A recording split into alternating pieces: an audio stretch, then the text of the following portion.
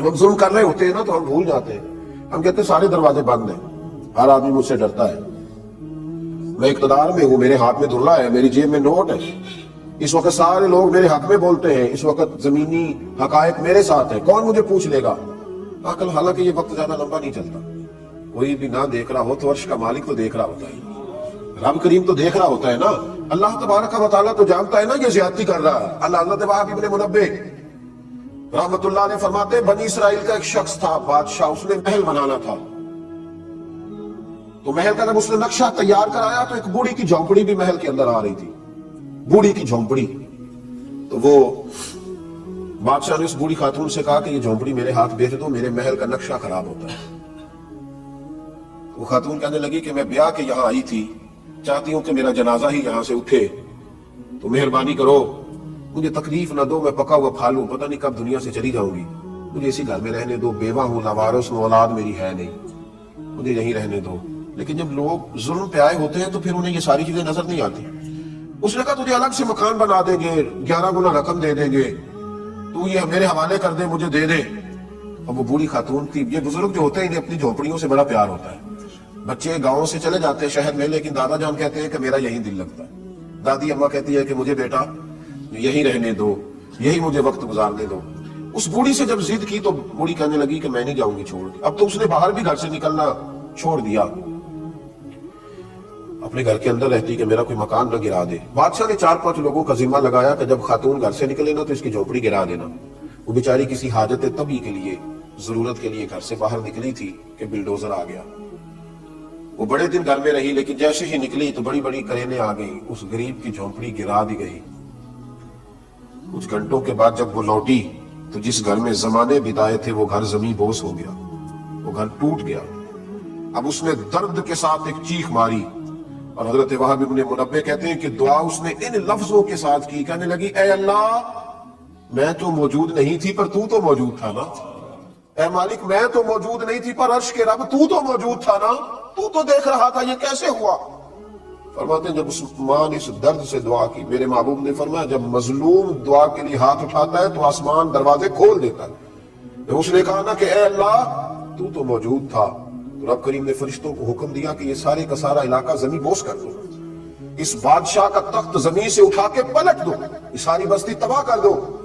جو لوگ ظلم کرتے ہیں وہ بچا نہیں کرتے، فرمایا وہ سارا شہر تباہ کر دیا۔ ہم یہ سمجھتے ہیں کہ کون ہے دیکھنے والا، دروازے تو بند ہیں، اقتدار میرے پاس ہے، طاقت میرے پاس، میں نے اس کو بھی سمجھا لیا ہے، اس پہ بھی روب ڈال لیا ہے، اس شخص کو بھی اپنے ہاتھ میں کر لیا، اس کو بھی کنٹرول کر لیا، اب کون ہے تو میرے خلاف بغاوت کرے گا؟ جب بغاوت ہوتی ہے تو بڑے بڑے تاج اچھل جاتے ہیں، بڑی بڑی کرسیوں کے چاروں پیر ٹوٹ جاتے ہیں، بڑے بڑے اقتدار میں لوگ زنجیروں میں جکڑ دیے جاتے ہیں، بڑی بڑی آزمائشیں قریب آتی ہے۔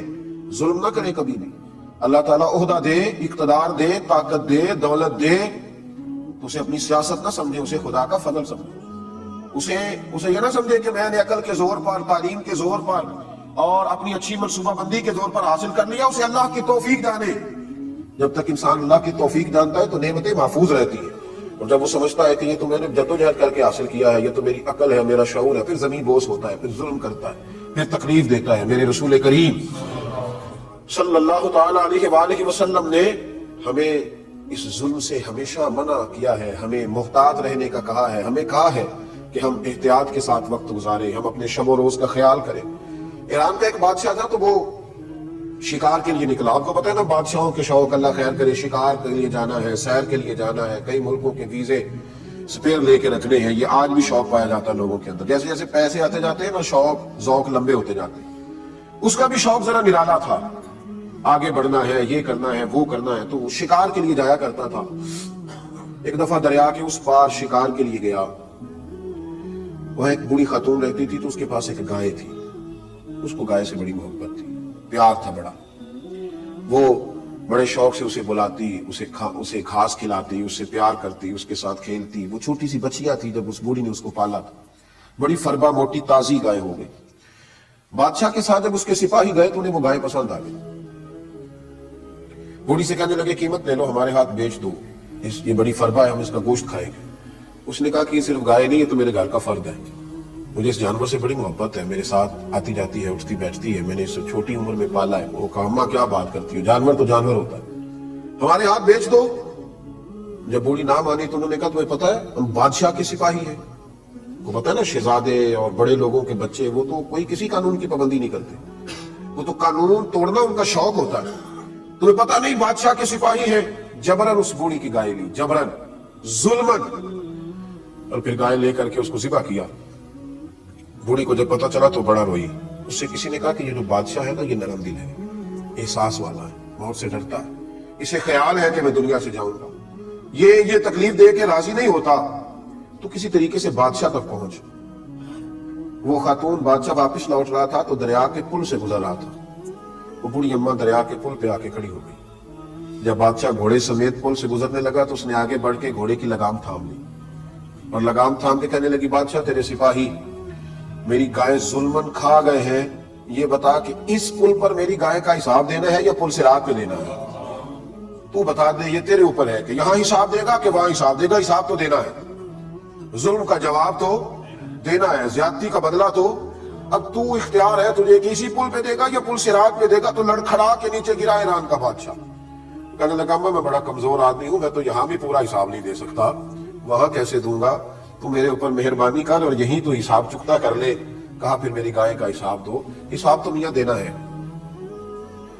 جس نے گلی پہ بھی تھوڑا سا قبضہ کیا اس نے بھی حساب دینا ہے، جس نے سرکاری زمین پہ بغیر سبب کے دکان بنا لی ہے اس نے بھی حساب دینا ہے، جس نے کسی دفاعی کام کے لیے مال حاصل کر کے ذاتی مفادات کے لیے استعمال کیا حساب اس نے بھی دینا ہے، جس شخص نے ایک نیک آدمی کا لبادہ اوڑھ کر لوگوں کو اپنے پیچھے لگایا اور پھر ان سے ذاتی مفادات حاصل کیے حساب اس نے بھی دینا ہے، جس شخص نے لوگوں کو اچھے خواب دکھا کر حکومت حاصل کی اور لوگوں کو بڑے خوشنما باغات دکھا کر انہیں خوشبو کے پیچھے لگایا اور پھر ان لوگوں کے ساتھ زیادتی کی اس نے بھی حساب دینا ہے، جس شخص نے جو لباس پہن رکھا ہے، جو جس قسم کا ارادہ بنا رکھا ہے اور پھر وہ اس پر پورا نہیں اترتا حساب اس نے بھی دینا ہے، جس کو پتا تھا، جس کو پتا تھا، جس کو یہ خبر تھی کہ میرے گھر والے غلطی پہ ہیں اور میرے بھائی کے سسرال والے حق پہ ہیں، لیکن پھر بھی وہ اپنے ہی گھر والوں کی حمایت کرتا رہا اور پھر بھی ظلم اور جبر کا ساتھی بنا رہا، ظلم اور زیادتی پر تعاون کرتا رہا، اس نے بھی صبح قیامت حساب دینا ہے اور دینا ہے۔ رب کریم حساب لے گا۔ میرے نبی کریم علیہ الصلوۃ والسلام کے صحابی حضرت عبداللہ ابن مسعود رضی اللہ تعالیٰ عنہ فرمایا کرتے تھے دعا کرو اللہ ہم سے حساب نہ پوچھے، ہم سے حساب نہ پوچھے، جس سے حساب پوچھا گیا تو وہ الجھ جائے گا اور جسے اللہ تبارک و تعالیٰ بغیر حساب کے معاف کرے گا اسی کی معافی ہو سکے گی، جسے اللہ بغیر حساب کے۔ ہماری چھوٹی چھوٹی زیادتیاں، میں اکثر سوچتا ہوں کہ کوئی کسی کو گالی دے کے نکل جاتا ہے اور وہ سمجھتا ہے کہ یہ تو غریب تھا کچھ نہیں کر سکا، حضور صلی اللہ علیہ وسلم نے فرمایا مومن کو گالی دینا اعلانیہ گناہ ہے، مومن کو گالی دینا فسق ہے، اعلانیہ گناہ ہے مومن کو گالی دینا، اور فرمایا اس کے قتل کو جائز سمجھنا یہ کفر ہے۔ اعلانیہ گالی دے دینا مومن کو، اس کو تکلیف پہنچانا، اس کو اذیت دینا، اس کو پریشان کرنا، اس کو تکلیف دینا، کبھی ایسا نہ کرے۔ کوشش کرے آسانیاں پھیلانے کی، کوشش کرے درگزر کرنے کی، کوشش کرے نرم رویوں کی، کوشش کرے کہ کبھی بھی کچھ ایسا نہ ہو۔ بڑا معتدل سا، بڑا خوبصورت تھا حضرت ابوبکر صدیق رضی اللہ تعالیٰ عنہ، کہتے ہیں کہ میں بیٹھا تھا نبی پاک صلی اللہ تعالیٰ علیہ وسلم کی بارگاہ میں تو ایک شخص آیا، اس نے آ کر کے جناب صدیق اکبر رضی اللہ تعالیٰ عنہ کو برا بھلا کہنا شروع کر دیا۔ دیر تک اس نے جناب صدیق اکبر کو برا بھلا کہا، معاذ اللہ ثم معاذ اللہ، بڑی عجیب و غریب باتیں کی۔ حضرت صدیق اکبر خاموش رہے چونکہ حضور علیہ السلام بھی تشریف فرما۔ جناب صدیق اکبر سنتے رہے، جب اس نے حد کر دی تو آپ بولے، دو چار جملوں کا آپ نے جواب دیا، دو چار جملوں کا آپ نے جواب دیا، اللہ اکبر۔ تو نبی پاک صلی اللہ علیہ وسلم اٹھے اور اٹھ کر کے رسول کریم صلی اللہ علیہ وسلم باہر تشریف لے گئے کمرے سے، تو وہ شخص دوڑا، حضرت باہر نکلا، حضرت ابوبکر صدیق بھی نکلے اور حضور کے پیچھے جا کے عرض کر دینے کہ یا رسول اللہ صلی اللہ علیہ وسلم، جب تک وہ مجھے برا بھلا کہتا رہا میں سنتا رہا، حضور میں نے تو دو باتیں کی تو آپ تشریف لے آئے۔ تو نبی پاک علیہ السلام نے فرمایا ابوبکر جب تک تو چپ تھا تیری طرف سے فرشتہ جواب دے رہا تھا، اور تیرے سرانے کھڑا ہو کے فرشتہ کہہ رہا تھا کہ ابوبکر تو اس طرح کا نہیں، ابوبکر تو ایسا نہیں جیسا تم کہہ رہے۔ وہ جب بھی بات کرتا تو فرشتہ کہتا تھا صدیق ایسے نہیں ہے۔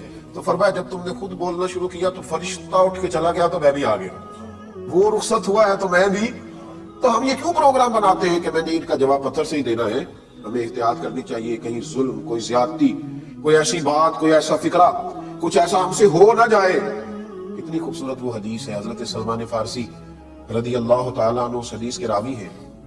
آپ ارشاد فرماتے ہیں کہ نبی پاک صلی اللہ علیہ وسلم ذرا ذرا سی باتوں پر احتیاط کرتے. بدر کے دن حضور صفے سیدھی کرا رہے تھے، صفے سیدھی کرا رہے تھے. تو صفے سیدھی کراتے کراتے نا حضور نے فرمایا ہاتھ میں چھڑی رہتی تھی. تو نبی پاک صلی اللہ علیہ وسلم نا ذرا ذرا کسی شخص کو دیکھتے تو اس کو چھڑی لگاتے، تو پیچھے ہو جا، تو تھوڑا آگے ہو جا. ایک صحابی کا پیٹ بڑا تھا. نبی پاک صلی اللہ تعالیٰ علیہ وسلم نے چھڑی لگائی، فرمایا ذرا پیچھے ہٹ جا. اس نے ہائے کی، سی کی آواز نکالی، درد محسوس ہوا. میرے محبوب فوراً کھڑے ہو گئے. فرمایا تجھے میری چھڑی سے تکلیف ہوئی ہے؟ یہاں لوگ گاڑی کا ایکسیڈنٹ کر کے بھی کہتے ہیں کہ کیا ہو گیا ہے، ذرا بریک نہیں لگی تمہیں، مطلب یہ کیا ہو گیا، اٹھ جاؤ، ختم ہو گئی بات. تو پتہ نہیں کہ تم موٹر سائیکل کے غریب آدمی ہو اور میں 1.25 کروڑ کی پجاروں پہ بیٹھا ہوں. تم گر گئے تو ختم ہو گئی بات. چھڑی لگی، صفے سیدھی کراتے. تو رسول رحمت علیہ السلام نے فرمایا تمہیں تکلیف ہوئی؟ عرض کی حضور ہوئی ہے. نبی پاک علیہ السلام نے فرمایا مجھ سے آج ہی بدلہ لے لے، قیامت میں سوال نہ کر لے، آج ہی بدلہ لے لے.